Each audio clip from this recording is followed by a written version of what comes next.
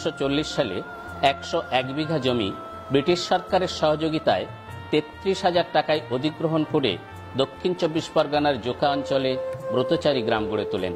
কিন্তু দুর্ভাগ্যের বিষয়, জমি অধিগ্রহণের পর মাত্র 1.5 বছর তিনি বেঁচে ছিলেন। ফলে ব্রতচারী গ্রামে তিনি কিছুই করে যেতে পারেননি। তার স্বপ্নকে বাস্তবে রূপ দিতে যারা এগিয়ে এসেছিলেন তাদের মধ্যে অন্যতম ছিলেন শ্রীমতী সুজাতা রায় অর্থাৎ মামনি। 1949 সালের 5 জানুয়ারি আনুষ্ঠানিকভাবে ব্রতচারী বৃদ্ধাশ্রমের যাত্রা শুরু। সে সময় জোকা ও তার চারপাশে পিছিয়ে থাকা 22টি গ্রামে কোনো মাধ্যমিক বিদ্যালয় ছিল না। এরপর আর কোথাও থেমে থাকা নেই, চরৈবেতিকে মন্ত্র করে শুধু এগিয়ে যাওয়া। আর্থিক প্রতিবন্ধকতাকে জয় করতে সাহায্যের হাত বাড়িয়ে দিয়েছেন ছাত্র, শিক্ষক, অভিভাবক, শিক্ষাপ্রতি কিছু মানুষ ও সংস্থা। সকলের সম্মিলিত প্রচেষ্টায় ধীরে ধীরে গড়ে উঠেছে বিল্ডিং।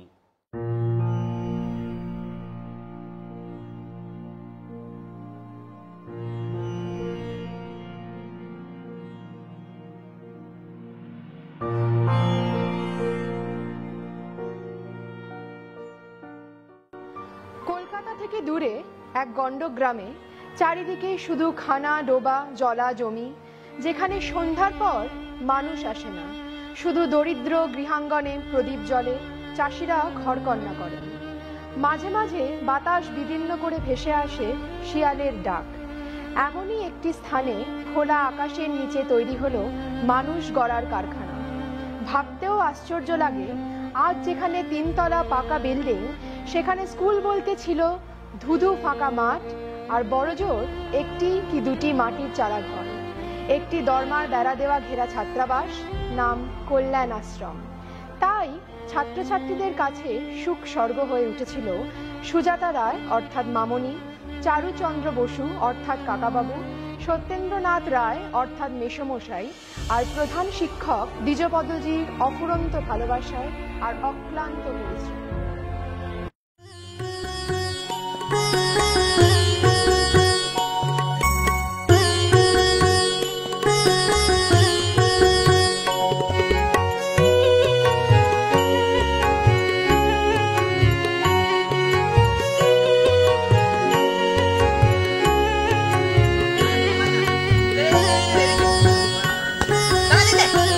এদিকে দে।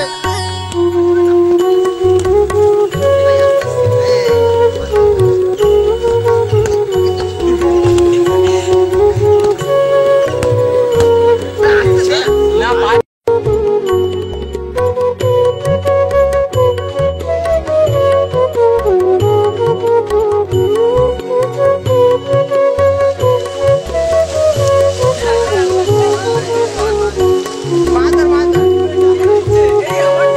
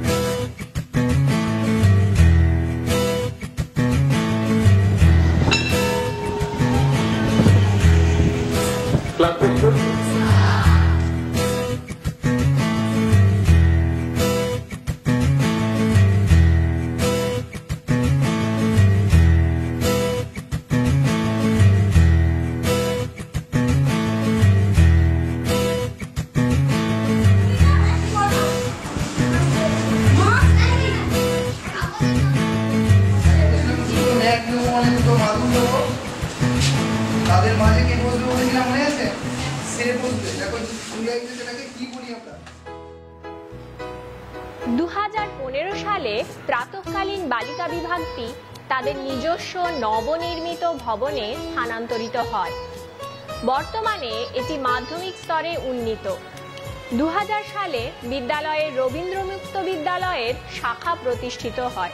2014 আগস্টে আমি কার্যভার গ্রহণ করি বিদ্যাশ্রমের এই টিচার ইনচার্জ তথা সহপ্রধান শিক্ষক শ্রী অনিরুদ্ধ সেনগুপ্ত মহাশয়ের কাছ থেকে।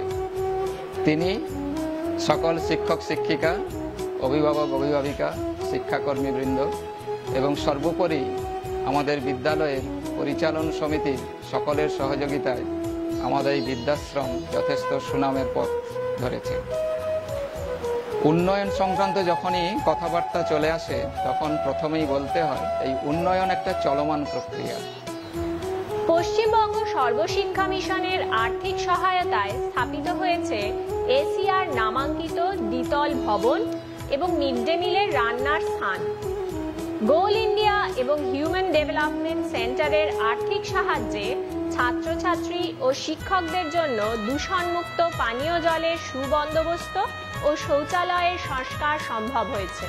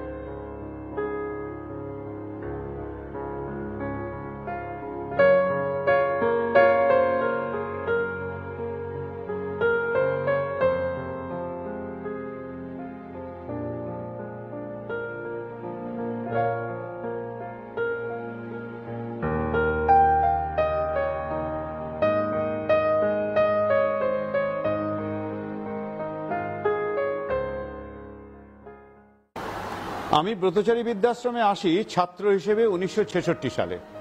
আজকে যেটা বাদামতলা বাদাম গাছ, সেই বাদাম গাছের পেছনে একটা বড় বেড়ার ঘর ছিল। সেই বেড়ার ঘরে 3টে ক্লাস হতো। এই 22টি গ্রামের নিম্নবিত্ত এবং অতি নিম্নবিত্ত মানুষদের ছেলে মেয়েদের এখানে নিয়ে আসার উদ্দেশ্যটাই ছিল যে যাতে করে তাদের কাছে শিক্ষার আলোটা পৌঁছে দিতে পারা যায়।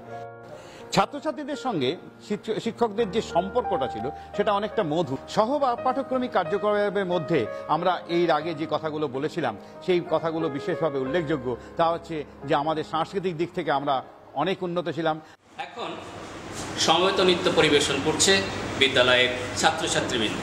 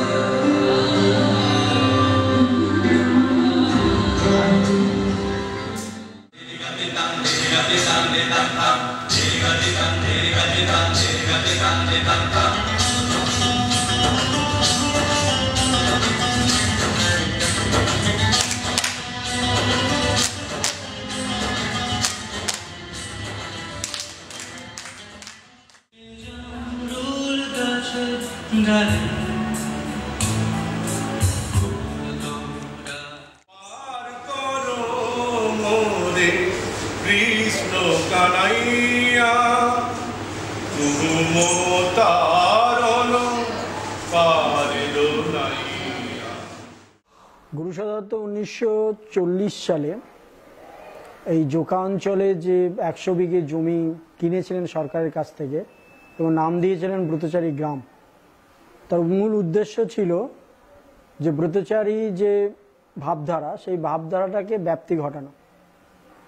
তার মধ্যে দুটো মূল বিষয় খুবই উল্লেখযোগ্য, একটা হচ্ছে সেবালি আর একটা হচ্ছে জ্ঞানালী।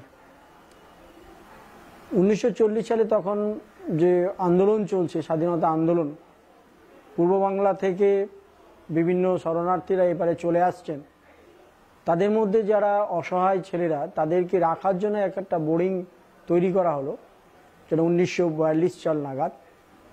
সেখানে তারা শিক্ষা লাভ করতো এবং ব্রতচারীর যে আদর্শ, সেই সেবালি এবং জ্ঞানালী, এই দুটোই তাদের মধ্যে ইনভলভ করা হলো গুরুসাদা দত্তের সেই আদর্শকে অনুসরণ করেই।